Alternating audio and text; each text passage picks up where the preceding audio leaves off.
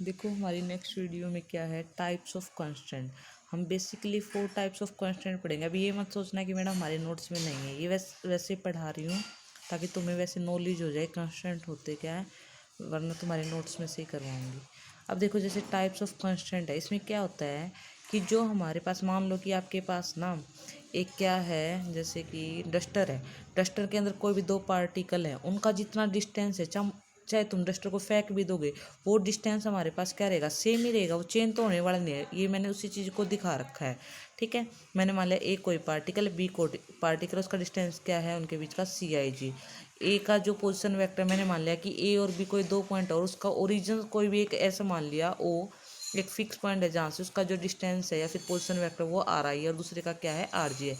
अब तुम क्या करेंगे, ट्रायंगल ऑफ पैरेललोग्राम लगाएंगे, हमारे पास ट्रायंगल लगाएंगे। मान लो इसकी डायरेक्शन ही ऐसे है, इसकी डायरेक्शन ऐसे है, तो हम क्या करेंगे, OB प्लस में AB इक्वल टू में क्या हो जाएगा, OA, तो उससे ही आ जाएगा। लेकिन तुम कहोगे मैडम ये डायरेक्शन ऐसे ही तोड़ना जरूरी लेनी, तो आप ऐसे भी ले सकते हो, OA प्लस में AB इक्वल टू में OB, तो उससे हमारे पास क्या आ जाएगा, ये रिलेशन आ जाएगा। अब देखो होलोनोमिक कांस्टेंट में यही बात कह रहा है, the motion of the rigid body is a constant motion at the distance between 2 points of its particles remain the constant. ये कहता है जो रिजिड बॉडी होती है उसके अंदर जो मोशन होता है वो भी कैसा है, कांस्टेंट मोशन, क्योंकि उसमें क्या होता है, जो पार्टिकल्स का जो डिस्टेंस होता है वो क्या रहता है, कांस्टेंट रहता है, वो चेंज नहीं होता।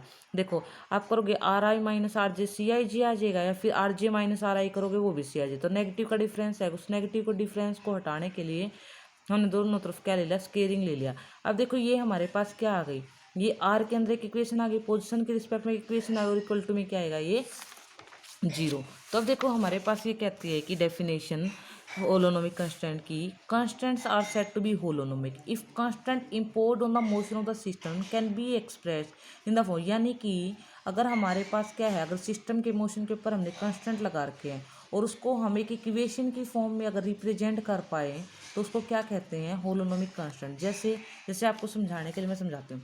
जैसे कि मान लो कि आपके पास क्या है, जो यहाँ पे हमने पार्टिकल के ऊपर रेस्ट्रिक्शन लगाई, तो उसके अंदर क्या आ गई, इनइक्वालिटी आ गई। इनइक्वालिटी आ गई तो हमारे पास क्या कह रहा है, इनइक्वालिटी नहीं आनी चाहिए। होलोनोमिक कांस्टेंट में क्या कहता है कि हमेशा क्या आनी चाहिए, इक्वालिटी आनी चाहिए। तो देखो यहाँ पे हमारे पास क्या है, इनइक्वालिटी आ गई, तो इसका मतलब ये होलोनोमिक कांस्टेंट नहीं है।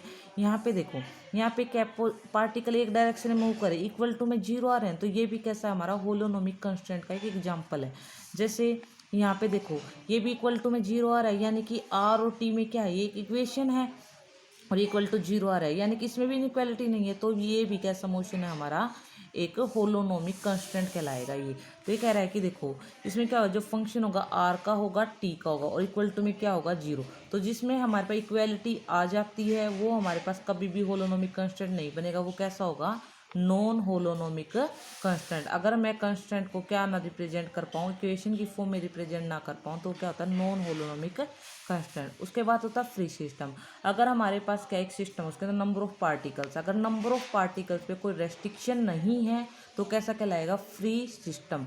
अब देखो रेस्ट्रिक्शन दो टाइप के होते हैं, एक तो जियोमेट्रिकली, एक होते हैं काइनेटिक। जियोमेट्रिकल यानी जो रेस्ट्रिक्शन पोजीशन पे लगाए जाए, काइनेमेटिक काइनेटिक एनर्जी से। काइनेटिक एनर्जी हमारे पास क्या होता है, मोशन के लिए होती है, यानी कि जब हमारी वेलोसिटी के ऊपर क्या लगाई जाए, रेस्ट्रिक्शन लगाई जाए, वो कैसे होते हैं, काइनेमेटिक कंस्ट्रेंट्स। स्क्लेरोनोमिक कंस्टेंट क्या होता है, वे कंस्टेंट जो टाइम पे डिपेंड नहीं करते, वो क्या कहलाते हैं, स्क्लेरोनोमिक। और रियोनोमिक जो हमारे पास जो कंस्टेंट टाइम के ऊपर डिपेंड करते हैं, वो कैसे कहलाते हैं, रियोनोमिक कंस्टेंट। ठीक है भाई, कल से हम आपके नोट्स में से करेंगे।